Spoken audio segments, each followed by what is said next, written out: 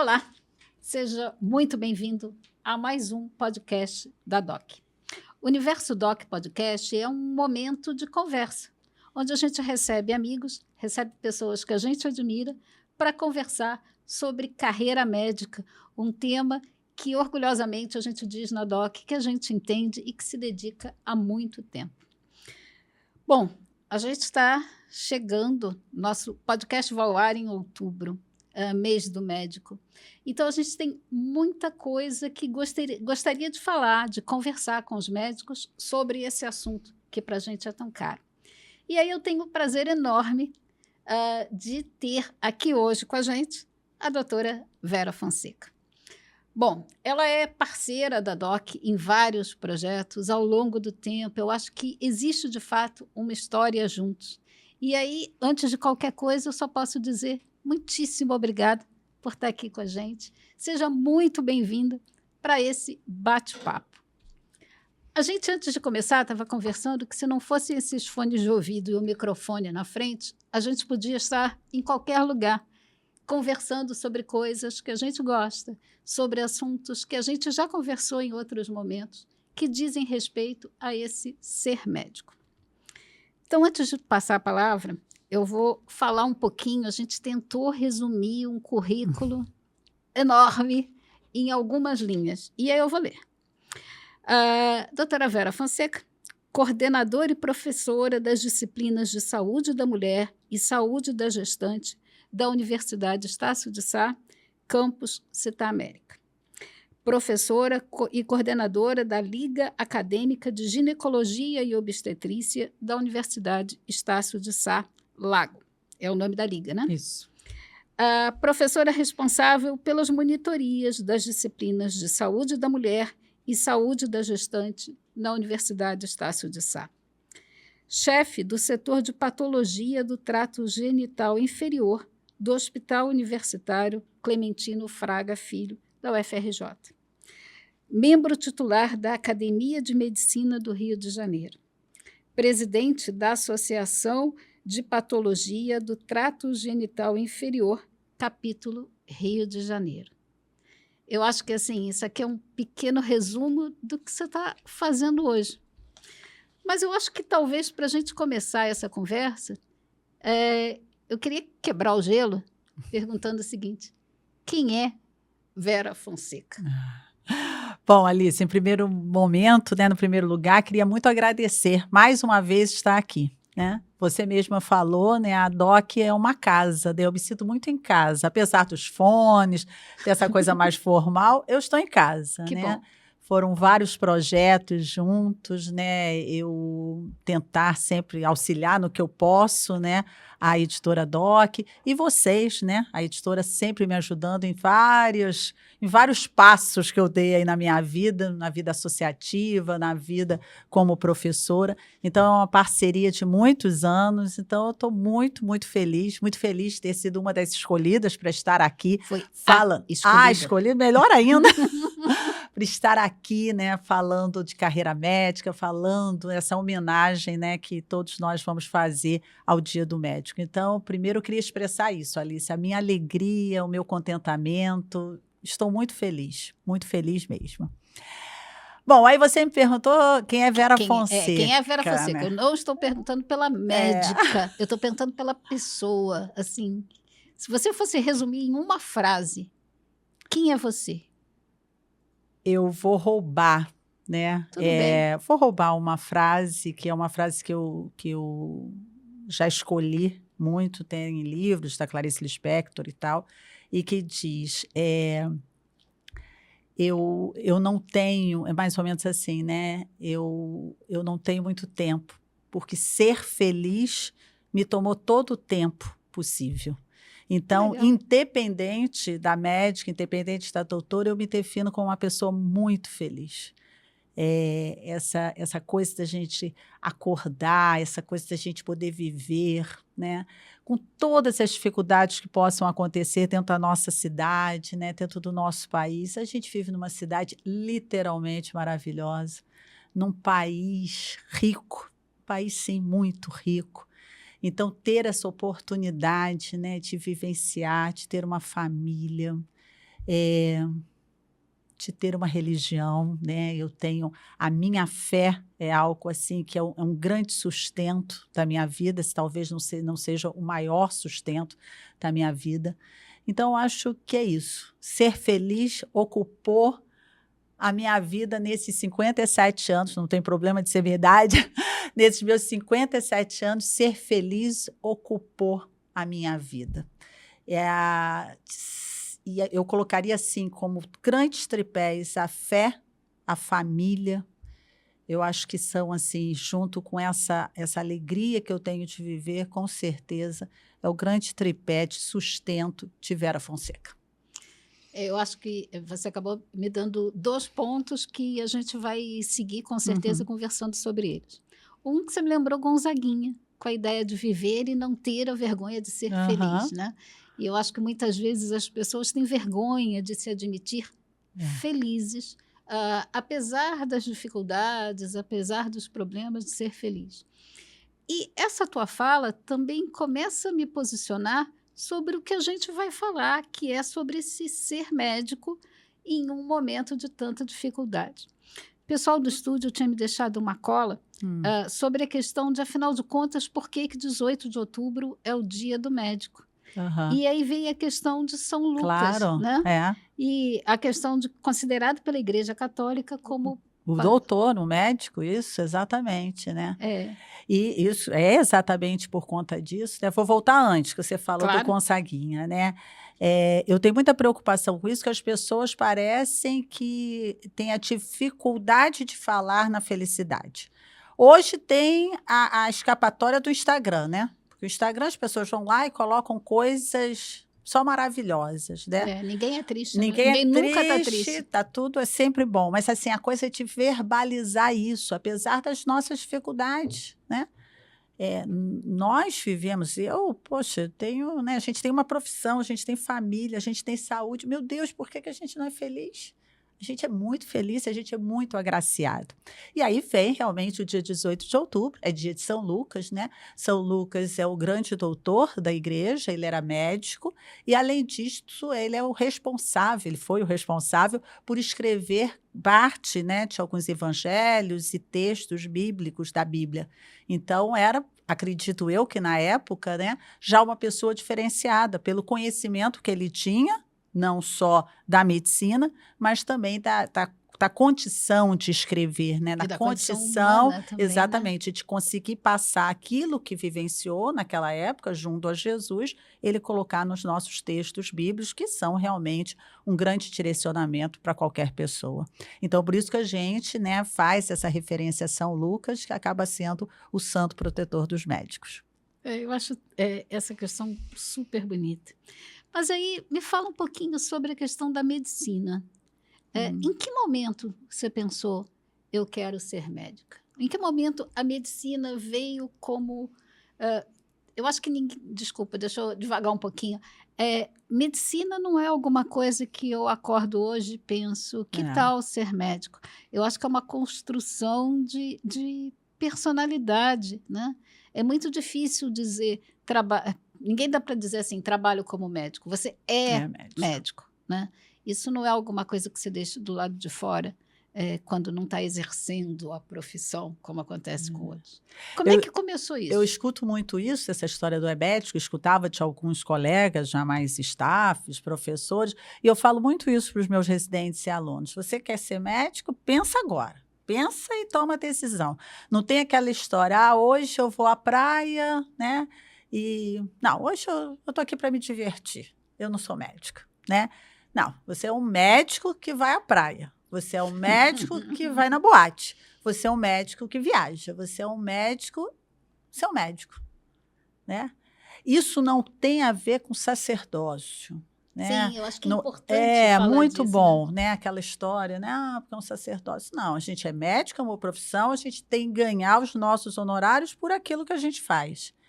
Mas o ser médico, você tem que pensar. Antes de ir à praia, você tem que pensar. Antes de ir na boate, você tem que pensar. E isso sempre que eu digo, isso não inibe, isso não impede que você seja feliz, isso não impede que você se divirta, você não impede que você faça todas as coisas.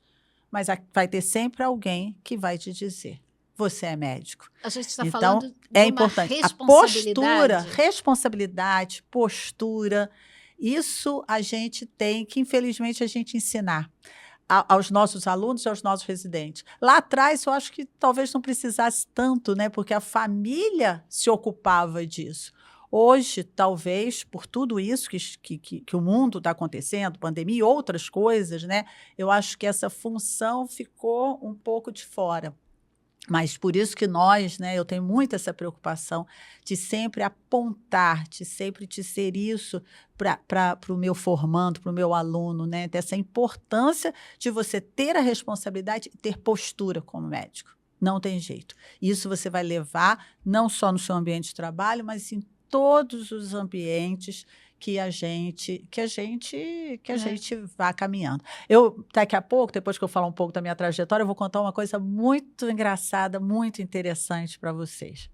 Mas, enfim, você me perguntou como é que isso começou, né? Quando eu fui tomar posse da Academia de Medicina do Rio de Janeiro, eu falei isso no meu discurso, né?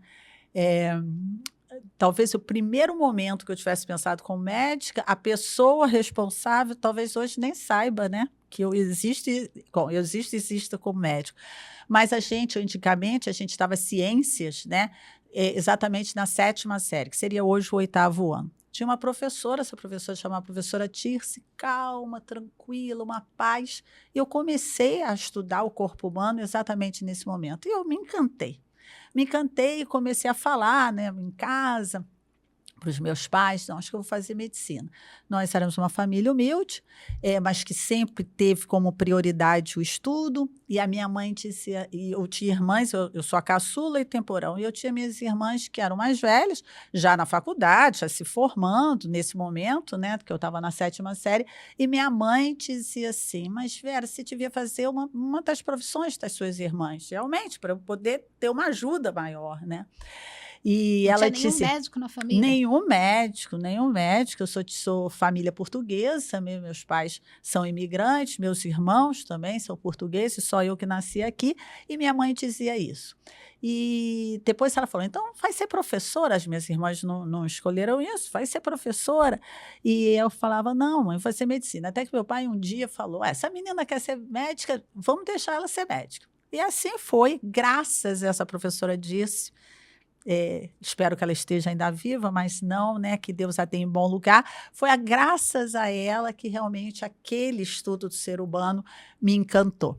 E aí eu fui, né, fiz a prova, fui fazer o vestibular. No primeiro ano não passei só para uma universidade particular, resolvi, minha mãe disse, não, tenta outro ano, e aí sim eu fui para a Universidade Federal do Rio de Janeiro. Então, se perguntar sempre, assim, aquele primeiro momento que realmente me encantou foi esse momento aí aula da de ciências aula de da 7ª ciências, série. de colégio público, Pois é, eu ia te entendeu? perguntar isso. Eu também estudei em colégio público a Isso, vida inteira. Escola Municipal Acre, uma escola municipal em Todos os Santos, da região do Meia, e eu acho que eu tive uma formação já no momento que a escola pública já estava, né, tendo uma diminuição, mas eu estudei minha vida inteira, depois no último ano eu tive que fazer um cursinho de pré-vestibular, né, mas eu consegui realmente atingir meus objetivos e estudar na Universidade Federal do Rio de Janeiro, que foi um presente, né? Um presente, e eu tive essa oportunidade, né? Onde eu sou muito grata a Deus, de fazer toda a minha formação dentro da Universidade Federal do Rio de Janeiro. Então, eu fiz a minha faculdade, fiz a minha residência médica e fiz o meu mestrado dentro da universidade. E hoje eu tenho o prazer de trabalhar dentro do serviço de ginecologia lá do Hospital Universitário Clementino Fraga Filho, que faz parte da Universidade Federal do Rio de Janeiro. Muito legal. Muito legal. Mas aí eu posso contar claro, esse caso claro. muito interessante da postura médica, né? Eu estava um dia trabalhando lá no Hospital do Fundão, né?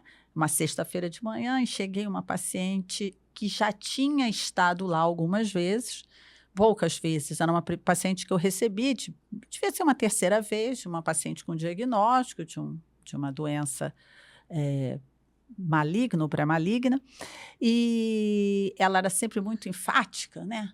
Ah, doutora, mas quando que vai acontecer? Quando que eu vou operar? Quando que eu vou fazer isso? Quando? Sabe? Ela querendo. Eu falei, olha, tem uma fila, tem que ter tranquilidade e tal, não sei o quê.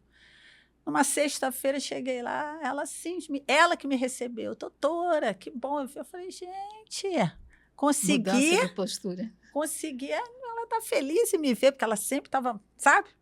Aquele cheio, assim, bem mais enfática. E aí ela virou para mim, atendi e tal, não sei o que, ela virou para mim assim, ai, doutora, pois é, né? Eu a vi no Instagram. Falei, não, você não me viu.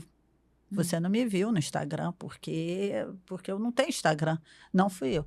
Não, doutora, essa é a senhora sim. Eu falei, não, meu amor, você desculpa, mas não era eu. Não sou eu não tenho Instagram. Você não pode ter me visto no Instagram, porque eu não tenho Instagram, não tenho, não sei o que. Ficou aquela conversa. De repente, não, a senhora tratou de uma pessoa que ela viu, né? E a senhora tratou muito bem e tudo mais, e eu vi a senhora no Instagram. Eu falei, gente, então deixa eu ver, sou eu mesmo. Estou achando que sou eu não, mas deixa eu ver. E aí ela me mostrou. Eu, no dia anterior, tinha estado na casa dessa senhora que eu tratei, entendeu? E era o final da quimioterapia dessa senhora. E a gente fez a família, né, uma festinha surpresa, tal, e me chamaram e tal. E eu, por fim, ela mesma pediu que eu fizesse uma oração e tal. E alguém filmou esta oração e eu com esta senhora, né, que eu tinha operado, que eu tinha tratado. Então, você imagina, né, Alice, eu dizendo, não, eu não estou no Instagram. E ela mostrando. Então, você imagina que aonde Postura. quer que você esteja, você tem que ter uma postura, porque já era assim antes, imagina agora, né, com todas as redes sociais. Então, que isso seja, assim, um primeiro conselho nesse dia aí, próximo ao Dia do Médico, que eu possa dar, principalmente para os recém-formados, que tenham isso em mente, sempre. Não existe mais privacidade. Nenhuma. Por mais que a gente já falou ainda há pouco sobre o conceito de que medicina não é um sacerdócio, é uma profissão, e que é claro que, como um profissional que investe na sua carreira, o médico precisa ser reconhecido como tal, porque muitas vezes a gente vê esconderem sobre a ideia de que é um sacerdócio, a ideia de que o médico pode se sujeitar a condições que não seriam as ideais para o trabalho, para exercer, né? Exatamente. Então, não é um sacerdócio, mas tem que lembrar que a imagem A que postura. a população tem e precisa ter desse profissional para quem ela confia, né, decisões importantes da sua vida, com que ela divide essas decisões, essa imagem tem que ser cuidada, né? Teve alguma enquete aí, alguns anos atrás, que o médico ainda era a pessoa que as pessoas mais confiavam, né? Como uma profissão, como profissão, acho que meio que empresa, né? Na época falavam até dos Correios de uma forma assim, né, paralela, uma coisa mais antiga, né? Falando isso, os Correios sempre foi uma empresa muito boa, né? E falavam isso, que o médico ainda é aquele que a população confia, né? E a gente tem que cuidar para isso. A gente não pode deixar que, infelizmente, maus colegas, maus médicos, né, manchem, maculem isso que a população acredita. A população, ela tem a condição de chegar numa consulta médica, seja no serviço público, na saúde suplementar, seja numa emergência, numa consulta ambulatorial, e falar coisas, né, que talvez ela nunca tenha falado com outra pessoa. Verdade. Então, você tem que ter aquele cuidado, você tem que ter um ouvido, você tem que ter um coração, que eu digo, para guardar, para manter em sigilo tudo aquilo que realmente possa, de tão importante aquela pessoa está dizendo, né? Quando você estava falando, eu pensei na ideia da importância do acolher, né? Que eu acho que isso está muito ligado com esse conceito de, afinal de contas, o papel do médico vai além de tratar sintoma, né? E sim essa questão de acolher também essa fragilidade, né? Um momento muito frágil da pessoa quando ela busca um médico por estar doente, né? Embora a gente precise Alice, nisso. você sabe que a gente está falando muito, né?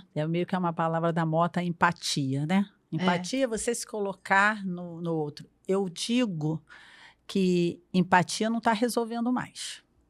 Você tem que ter compaixão. É diferente, né? Tá. Você tem que ter compaixão. Você, não como médico só, né? Com qualquer Sim, pessoa, relações família, humanas, né? trabalhos, relações humanas. Você tem que ter compaixão, né? Você tem que colocar realmente o amor que você tem naquela relação. Seja onde, de profissão, de colega, de família, na rua. Então, só se colocar no lugar do outro, isso não resolve. Você tem que se colocar no lugar do outro, mas você tem que colocar aquele amor que você tem para servir o outro, para ajudar o outro. Então, eu gostaria muito que a palavra da moda mudasse. A palavra da moda não pode ser mais simpatia, tem que ser compaixão. Legal, muito bom isso. E aí, quando fala da questão de se colocar no lugar do outro, da questão de ver, né, quais são a gente fala muito em marketing, ver as dores do outro, né? Em perceber as dores e os amores e tal. Movimento associativo. Você já teve em presidência, já teve em outros cargos, já teve presidência da regional, já teve em cargos de diretoria da federação. O que move? Essa, para mim, é a grande pergunta. O que move alguém para se doar tanto pelas especialidades? Como faz quem entra para a diretoria de uma sociedade? Realmente, a gente para pensar para responder isso, né? Uma vez eu escutei de uma colega, bem mais jovem do que eu, mas que ela tinha uma filha política, o pai era político, né? Não é político, e ela me disse uma vez, Vera, como médica, a gente pode, essa frase não é minha, é dela, como médica, a gente pode ajudar uma pessoa. Com a boa política, a gente pode ajudar várias pessoas. Às vezes a gente não tem essa ideia, né? De achar que a política é uma coisa ruim, que é uma coisa, né? Que não é do bem, é algo interesseiro, mas não. A boa política, as boas ações políticas, sejam governamentais, partidárias, tal, elas podem ajudar muita gente. Sim. E quando eu ouvi essa colega falando isso, eu entendi o meu papel dentro da sociedade. É óbvio que quando eu entrei para a sociedade, entrei como um membro associativo, né? Da minha querida e amada Sociedade de Ginecologia e Obstetrícia do Estado do Rio de Janeiro. Entrei como membro, eu já estava num cargo de direção da maternidade Carmela Dutra, uma maternidade que eu sempre tive muito carinho. Eu comecei lá como estagiária, depois galguei alguns passos até ser diretora médica dessa maternidade, então é uma maternidade que eu tenho um carinho muito grande. E eu fui chamada, né, já para começar a trabalhar com residência médica, cuidar dos residentes e tal. E aí eu fui.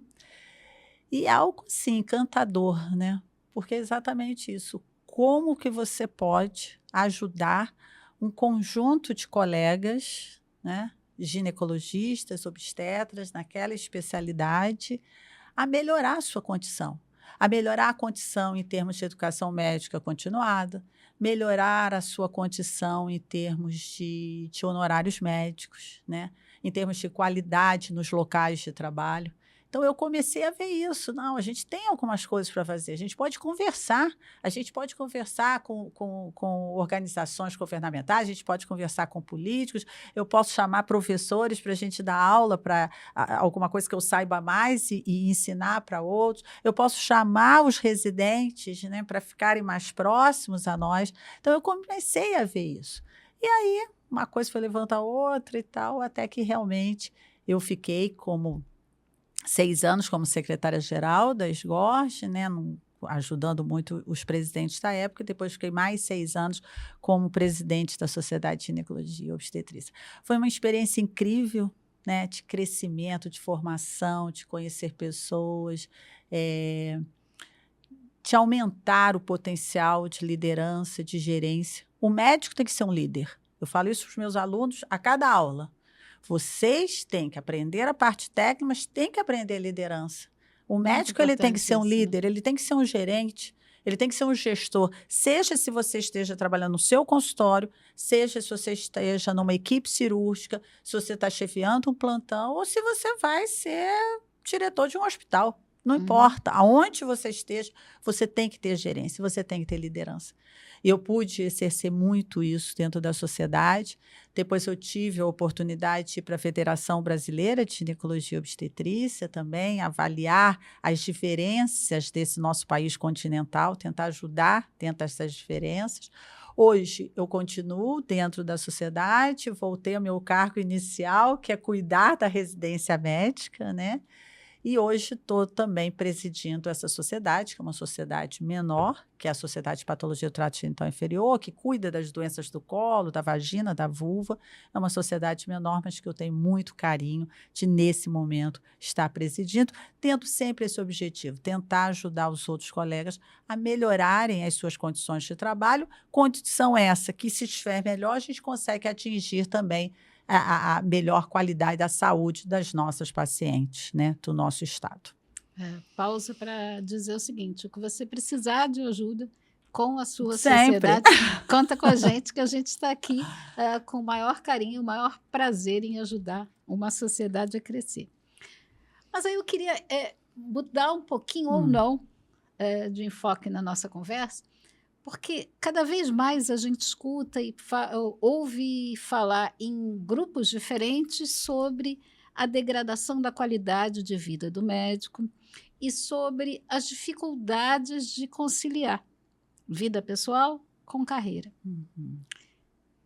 Me fala da tua experiência. A minha experiência é muito boa. Eu sei, você é uma pessoa feliz. Eu sou uma pessoa feliz. Isso muda a visão. Mas como é que você vê os colegas à volta? Acho que é difícil. Acho que é difícil vida porque... pessoal, filho, família, casa, plantão. Acho que é difícil porque muitas vezes faltam objetivos em comum, né? Como assim? Por exemplo, vou dar o meu exemplo, né? Eu casei na faculdade. Uma loucura, né? Hoje a gente olha assim, meu Deus, como é que eu sou na faculdade? Casei na faculdade. Casei, estava no 8º período, novinha, tinha 22 anos, né? Eu estou casada há 35 anos. Com o mesmo marido? Com o mesmo marido, é bom lembrar. Não, porque... Casei com o mesmo, eu estou com o mesmo marido, casei no meio da faculdade. E você imagina, eu era aluna, né? Ele é de medicina também? Não, meu marido sempre trabalhou no comércio, comerciante, empresário.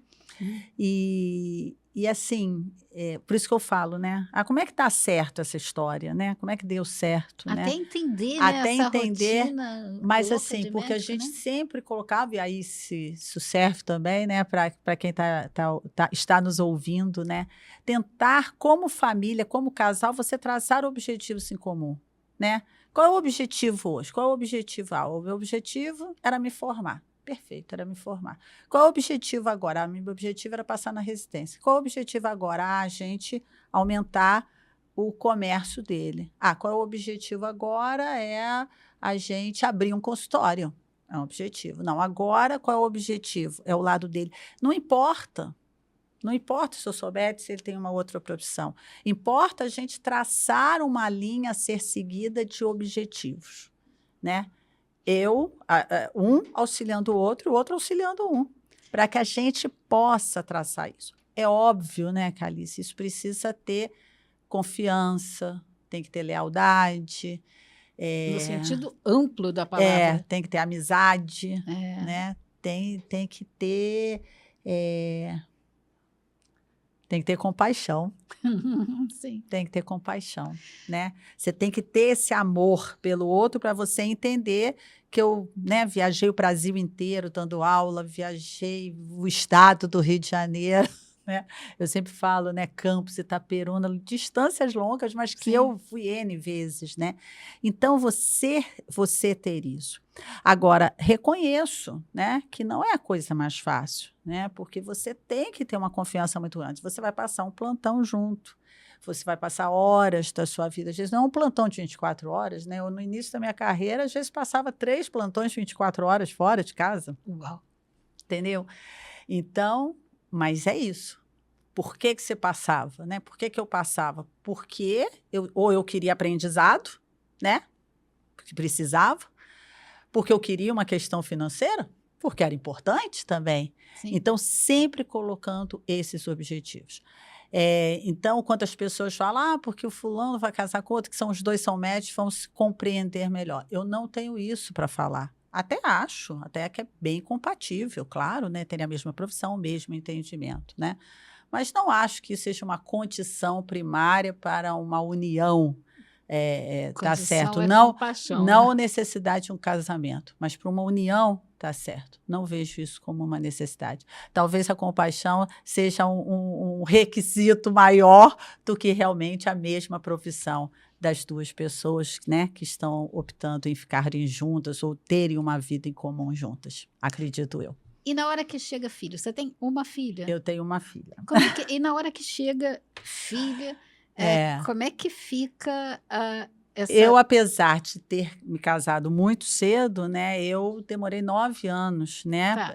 como opção mesmo, né, não Uhum. foi porque eu não conseguia, ou por opção. Eu demorei 9 anos exatamente com esse objetivo, né. Então, a gente já tinha uma vida bem organizada, eu já tinha me formado, já tinha acabado a residência, já estava no mestrado. Então, eu tinha uma vida organizada. Então, foi mais simples, né, mas também acredito que foi mais simples porque eu tinha... Não sei se foi mais simples. Desculpa, eu acho que vem o conceito lá da tua primeira frase. Se você acredita, vamos falar eu acredito, em ser feliz, acredito. as coisas, a forma como você percebe, não é que a situação seja mais fácil ou não. A forma como você percebe essa situação é que muda, não é? Uhum. Na sexta-feira agora que passou, né, eu fui dar uma aula na Universidade Federal Fluminense, porque uma amiga minha me chamou, ela é a chefe de lá, ela me chamou para dar uma aula e tal, né? E ela estava contando, quando me apresentou, assim, pois é, agora está na moda, essas coisas, como é que eu apresentaria uma pessoa, porque os qualitativos da Vera e tal, é a pessoa mais pragmática que eu conheço na vida. Eu sou pragmática mesmo, entendeu? Aí ela contou um caso também muito interessante, já que você está falando de filha, né?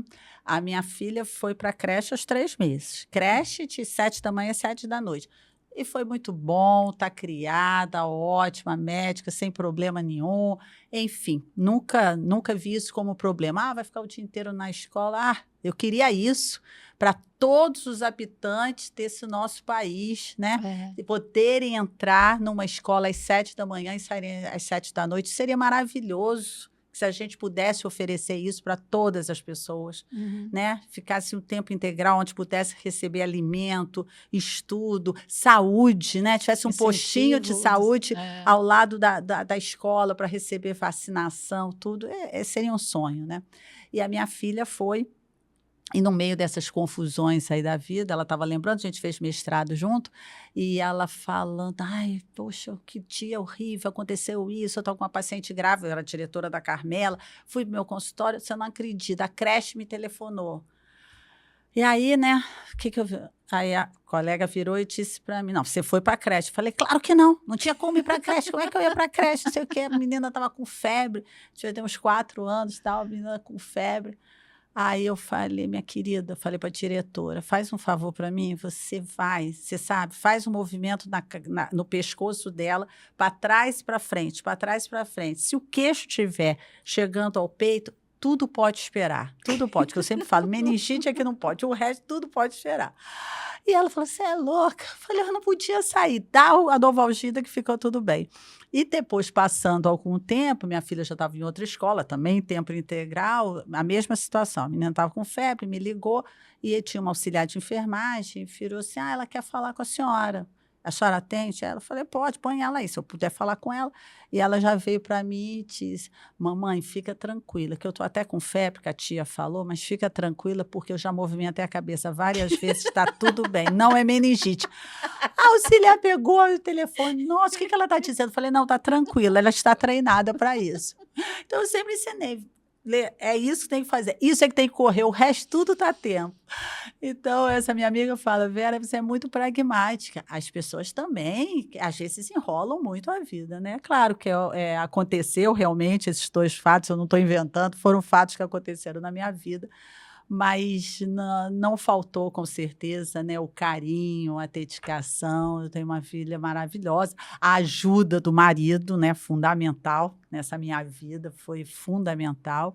E hoje eu tenho a Letícia, de 26 anos, né, que eu não ofereci traumas para ela, né, porque já... Oferecer traumas, essa frase é ótima.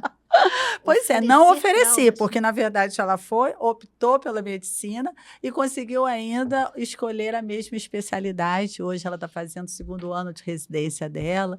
E, enfim, eu tô mais uma vez dizendo, né? Você ter uma filha formada, um filho formado, é uma grande alegria, né? Ela ter escolhido essa profissão, a minha especialidade, enfim, são mais motivos para eu ser feliz, com certeza. Pois é, eu lembro, e a gente estava conversando um pouco antes de começar esse papo, começar a gravação, sobre uma conversa que nós tivemos há um tempo atrás, no meio da pandemia, que a gente falava, e acho que com o Dr. Edson Liberal, Isso. que a gente conversava sobre a questão do residente no meio da pandemia. Me fala sobre esse momento. Você viveu coordenação e está no magistério. Como é que foi essa formação desse jovem médico no momento em que tudo estava fechado, em que ele não tinha campo? Me fala Eu um pouquinho vivi disso. as duas coisas, né? Eu vivi a situação do aluno, né? E graças à tecnologia, que eu digo, a tecnologia bem usada, ela é maravilhosa, né? Sim. Então, a tecnologia veio, né? E a gente conseguiu passar alguns conteúdos, muitos conteúdos, né? Através da internet, através do computador, das aulas. Eu acho que isso foi um ganho, né? A gente viu que a gente pode fazer muita coisa pela tecnologia. Então, isso realmente foi maravilhoso. Mas a gente viu que essas pessoas sofreram, né? E não sofreram na universidade, né? Não sofreu, não foi só os alunos de medicina que sofreram, né? Sim, pacientes, né? Não, foram as nossas crianças que sofreram, né? As crianças sofreram. Imagina quem estava na alfabetização. Imagina quem perdeu a adolescência. Quem perdeu a adolescência, as festas de 15 anos. Nossa. Né?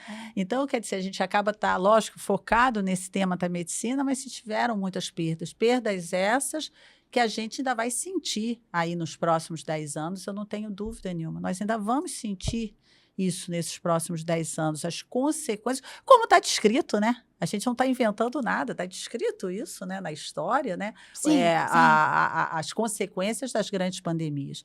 Então, a gente vai realmente ainda passar por isso. Mas nós tivemos isso, porque o aluno que, por exemplo, estava no internato, né, que não pôde assumir, e o aluno que chegou na residência médica, né, sem aquela preparação de final de curso, que é quando realmente você tem mais contato com o paciente, né, para trabalhar mais essa relação médico-paciente. Os recém-formados, né, que viram-se dentro de unidades de terapia intensiva, tinha-se a necessidade dos médicos, e nós sabíamos que aqueles colegas não tinham a verdadeira formação, capacidade, às vezes técnica e nem emocional e social, para suportarem o que aconteceu na pandemia, né? Aquele momento. Então, realmente foi triste, mas volto a dizer, não foi só o aluno de medicina, não foi só o colega médico, o residente, mas desde realmente a nossa infância foi realmente prejudicada, mas a gente está aí para tentar, né, melhorar nesses próximos anos aí todo esse trabalho. Hoje mesmo eu entro em sala de aula e falo, não, porque aí eles falam, não, professora, isso foi a pandemia, essa aula não foi dada direito. Falei, então vamos lá, vamos voltar na anatomia, na histologia, algumas coisas que ficaram lá atrás e que a gente tem que ir voltando, relembrando, enfim, para a gente ter sucesso. Quando você estava falando agora como professora e tal, eu acho que tem uma junção no teu jeito de ser interessantíssima, como de outros médicos que são professores, porque são duas áreas, duas profissões que requerem paixão, né? Eu fico pensando assim, que eu acho que a minha mãe profetizou, né? Porque ela disse para mim, não, era bom você ser professora, era mais tranquilo. Aí agora eu fui para esse caminho, né? São relações assim diferentes, né? Por exemplo, eu com os meus residentes, eu a cada ano tenho 15 residentes, né? Lá no Hospital Universitário Clementino Fraveiro. É uma relação assim de mãe mesmo, né? Eu digo sempre que se a minha filha teve ciúmes de alguém na vida, eram dos residentes. Ela às vezes verbalizava isso. Mãe, eu acho que você gosta mais dos seus residentes do que de mim. Quando era menor, né, adolescente, ela falava, porque eu só falava dos meus residentes. Mas eu entendo que eu sou responsável, né, por alguma coisa. Aquela minha função de estar ali, eu sou responsável pelos pacientes que chegam, mas de coordenar, de orientar aqueles 15. Entendeu? Eu acho que quando você está falando nisso, e aí voltou a tua fala sobre o movimento associativo, sobre você saber que você pode fazer muita coisa por muita gente ao mesmo tempo, né? Exatamente. Você vai plantando a cada ano essas sementinhas que Esses vão 15. se espalhar por aí, favorecendo ou ajudando, ou minimamente tendo esse olhar de compaixão. Sim, né? Eu falo muito para eles. Às vezes você fala assim, não quer examinar, eu vou examinar, mas quem vai perder é você. Entendeu? É esse período, eu falo para eles, em 3 anos vocês têm que aprender o máximo de coisas que vocês puderem. Então, essa relação com os meus residentes é isso, né?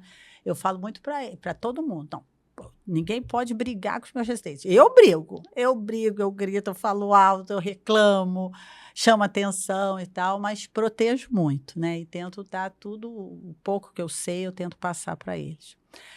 Em relação ao alunato, é uma posição, às vezes, mais diferente, né? Um quantitativo de alunos maior, né? Então, às vezes, eu não posso pegar aquela coisinha menorzinha, né? Às vezes, me passa, né? Então, eu tenho que aproveitar aquelas 2 horas de aula, não só para dar aula, né? Mas para passar muito esses conceitos, né?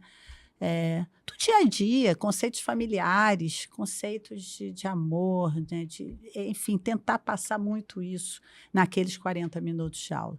São momentos diferentes, mas que a gente tenta exercer da melhor forma possível.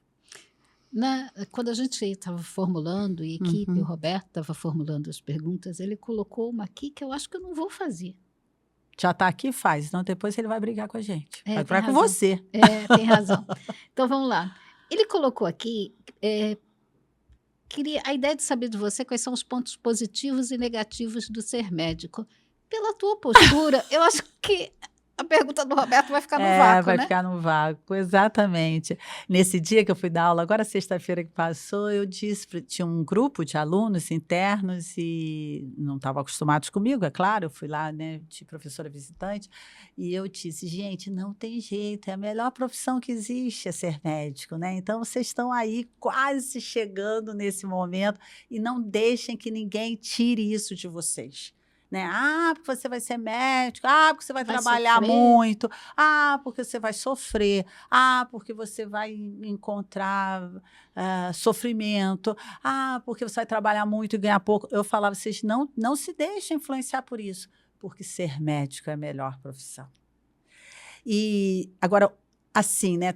Às vezes o pessoal fala, né, quando o menino, né, tá entrando para a faculdade, olha que você vai ver o sangue, né? Ai, olha... Não é o sangue, nem o sofrimento da dor, não é isso. Se a gente pudesse pegar aí, né, para a pergunta não ficar no vácuo. Aí, Roberto, está sendo atendido. Roberto, estou aqui porque realmente isso é muito ruim. É quando você está à frente da miserabilidade humana. Isso não é o sofrimento da dor, porque a doença é a doença. A doença vai acontecer. Não tem jeito, gente, né? Eu sempre achei de falar, a geladeira está problema, o carro está problema. A gente também. Então, a doença vai acontecer, a velhice vai chegar. Não tem jeito. Isso é do ser humano, a gente tem que entender isso, né? A morte vai chegar, né? A gente tem que aprender a lidar com isso. Um pouco mais precoce, um pouco mais tardia, mas ela vai chegar, a gente entende isso, e aí, dependendo da fé de cada um, ajuda mais ou menos, né? Mas lidar com a miserabilidade, isso é difícil, né? É você lidar com... E é mais do que a pobreza. né? É mais com a pobreza. É você lidar com uma dificuldade, às vezes, de uma família, com algum ente querido que não tem a chance de cuidar, né? Não é a doença, né? Não ter a chance de cuidar, não ter a condição da comida. Comida que é básica, né? Você está falando com uma paciente que ela não consegue entender o que você está falando porque ela não tem o mínimo de entendimento, um mínimo de cultura. E aí não é a pobreza que dá isso, né? Sim. É o mínimo de cultura, um mínimo de entendimento para você entender, às vezes, explicar uma determinada prescrição. Isso é difícil.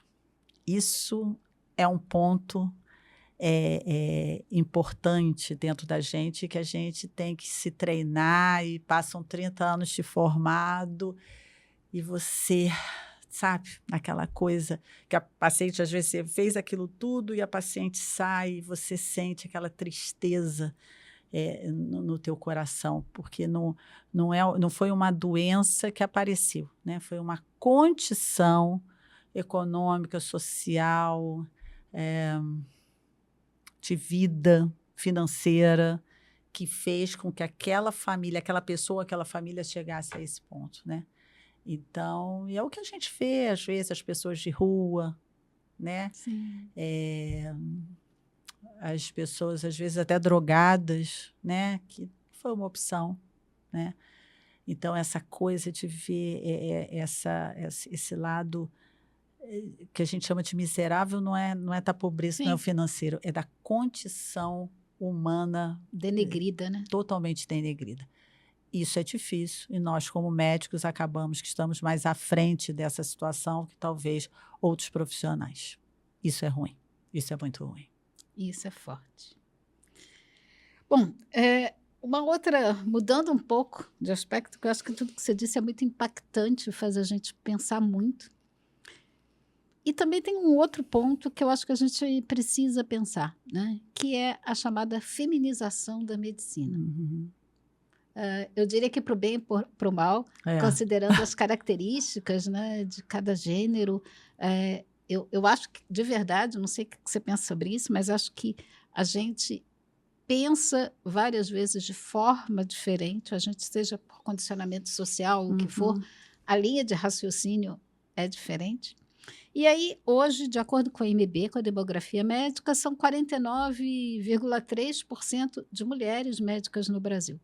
No ano que vem, já cruza a linha e já vira 50,2%. O que você me fala disso, dessa ocupação? E, afinal de contas, o que você vê como os benefícios da mulher na medicina? Se você achar que não tem também, fala, por favor. Isso atingiu, foi uma coisa rápida, né? A gente olhar assim, né? Em quantos anos isso aí mudou, né? É algo muito rápido.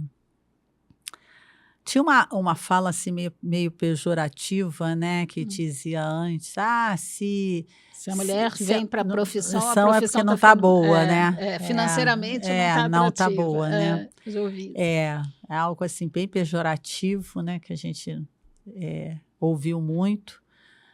Mas eu acho que é isso, né? Eu acho que hoje a mulher ocupa qualquer cargo, né? Qualquer profissão. Então, nada mais justo que a medicina também tenha maior número de médicos do sexo feminino. Também acho isso. Eu não sei, eu não tenho uma opinião formada, realmente, vou ser sincera, né? Se isso é melhor ou pior, eu não consigo ver muito isso, né? Eu tenho uma especialidade que é melhor mulher, uma especialidade que é melhor homem, né? Isso te marca? Não. Por exemplo, eu vou dar o exemplo da ortopedia. Tá. Né? Ortopedia, se você olhar alguns anos atrás, não são homens. Verdade. Né? Precisa fazer força e tal. A urologia tem menos, mas sou ortopedista, eu acompanhei os últimos anos, a chamada para residência médica, fiquei impressionada. Eu mesma me impressionei, vejo quantas mulheres fazendo ortopedia. Né?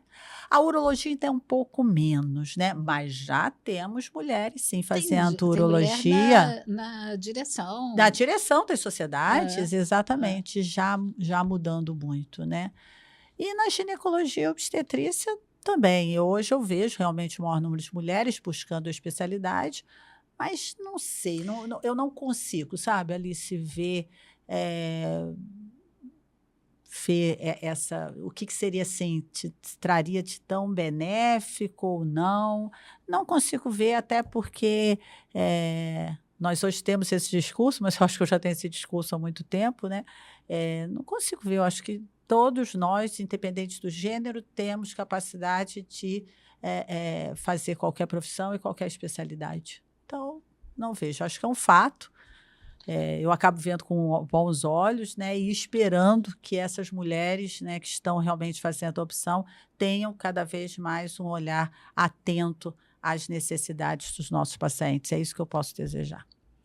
A gente tá chegando no fim, desse podcast. É claro que tem a ideia do teu recado final, mas como eu acho que esse encerramento tem que ser teu, essa tua fala, eu queria, antes disso, já dizer que eu super acertei quando eu falei com a Você é uma gente. querida, né? Não vale. Não, mas eu super acertei que o Renato e o Dr. Gui, Dr. Guilherme Sargentelli, que fazem comigo essa parte de sermos, de fato, os anfitriões nesse podcast, Claro. que eles morram de inveja, porque a ideia foi ótima. Eu acho que o que você trouxe, se eu já tinha uma admiração enorme por você, eu acho que essa conversa só aumentou isso. Obrigada, Alice. Mas me fala do seu recado para os colegas num mês de outubro. O que você diz? Olha, antes de falar, eu vou deixar o recado para o final, mas eu ainda queria falar uma coisinha O aí microfone é seu. em relação a quem está se formando, Ok. né? Aos egressos, né? A busca pela especialidade. Nós estamos vivendo um momento ainda, né? E vivemos nos últimos anos, ainda estamos vivendo nesse momento, até por conta da pandemia e tal. Existe trabalho, né? Existe trabalho para o recém-formado, né? O menino, como eu costumo dizer, o menino da menina, acabou o curso de formação, vai lá, no dia seguinte está lá querendo ir no Conselho Regional de Medicina, pegar o seu carimbo e tal, porque 2 dias depois já tem um plantão esperando por ele. A gente tem isso, né? Ótimo. Louvado seja por conta disso. Temos trabalho, isso é bom. A gente ainda está aí vivenciando essa história na pandemia, então isso foi demais. Mas eu queria falar muito para você que está acabando a formação médica, né? Não se deixe levar por isso, né?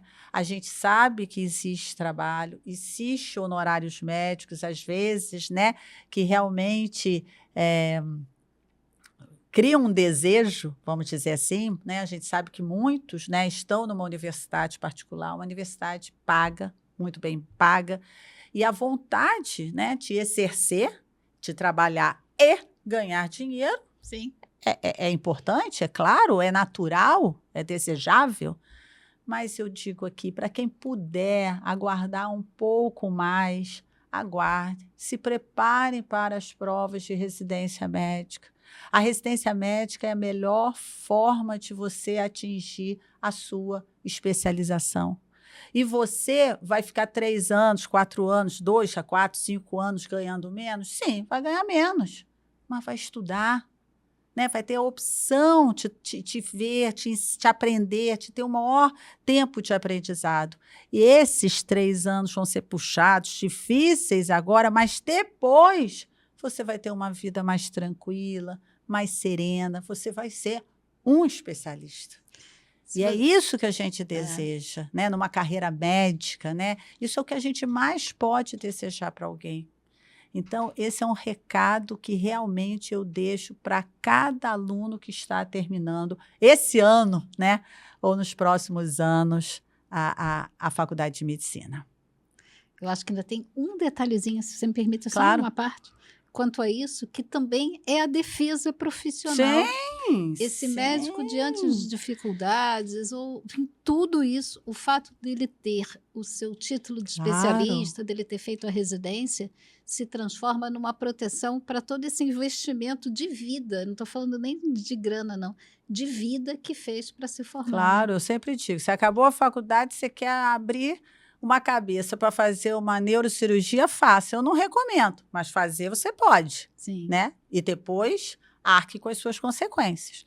Agora, a partir do momento que você tem maior conhecimento, todos os procedimentos que você vai fazer a partir dali, você vai fazer com mais segurança. Então, eu não queria perder essa oportunidade Eu te agradeço de por falar isso para todas as pessoas aí, todos os jovens, né, que vão estar nos ouvindo, para não deixar de buscar a especialidade médica. Agora, como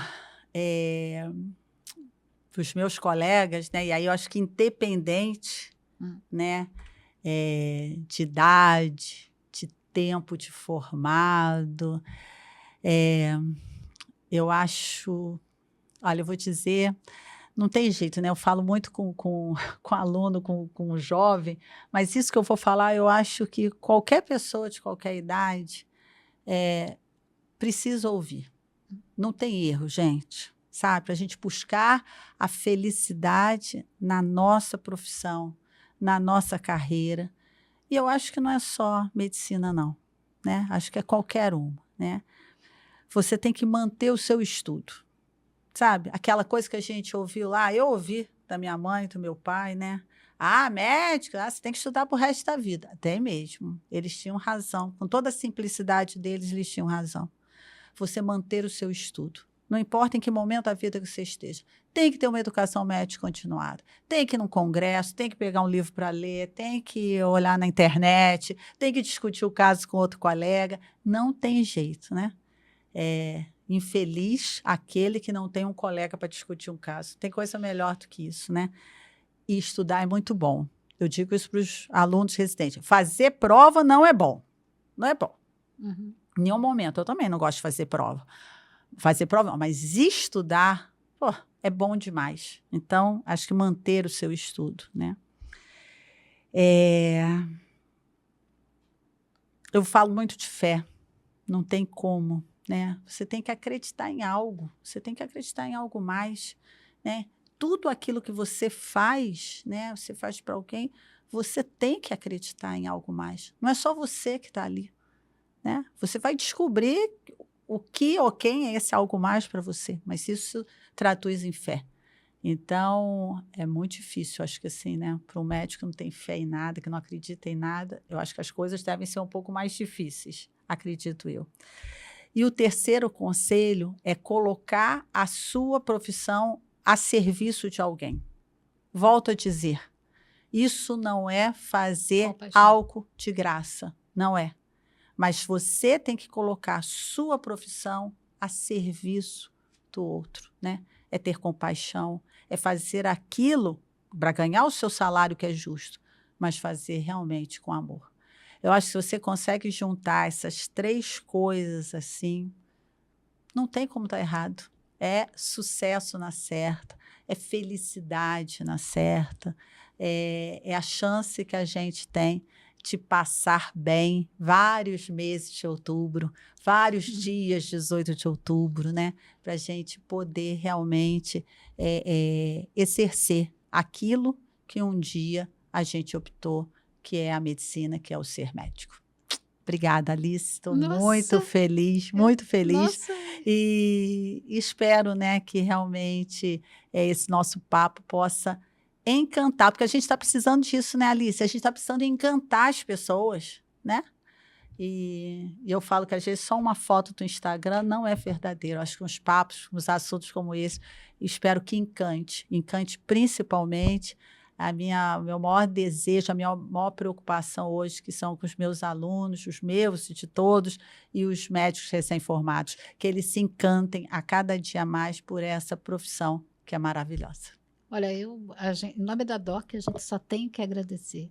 De verdade, acho que essa conversa foi ótima. Adorei perceber o jeito como você fala, os meus alunos, sabe? São meus, os meus residentes. Os meus alunos, os meus residentes, isso tem São alguma meus. coisa de carinho, de proteção, de levar para a vida, que eu acho que é a mensagem que a gente precisa nesse outubro. As coisas estão difíceis, sim, estão difíceis na nossa cidade, no Brasil, no mundo, em tudo que é lado. Mas acho que, para mim, Alice, o que eu levo dessa conversa é uma admiração enorme pela forma positiva como você fala das coisas, sabe? Bom, e aí eu tenho agradecer a presença, eu já agradeci, estou fazendo meu checklist aqui, tá? A gente tem que falar de onde, né? E de como as pessoas conseguem ouvir, ver essa nossa conversa e outras tantas, né? A gente tem as redes sociais da DOC, que é super importante ver, Instagram é @universodoc, LinkedIn também, YouTube, né? Essa nossa conversa vai estar no YouTube, esperamos seus alunos lá, que é universodoc.oficial, e o nosso portal universodoc.com.br. A gente está no Spotify, a gente está no YouTube, eu estou pegando uma cola aqui do lado, e esperando por conversas, por comentários e por sugestões, né? Da gente ter mais conversas interessantes como essa. E eu, de antemão, já vou te convidar, porque eu acho que a gente tem outras conversas muito legais para ter sobre outros assuntos que, com certeza, vão encantar o nosso público. Com certeza. Obrigada, Liz. Obrigada, Doc. Obrigada. Não, imagina, obrigada. Até o próximo episódio.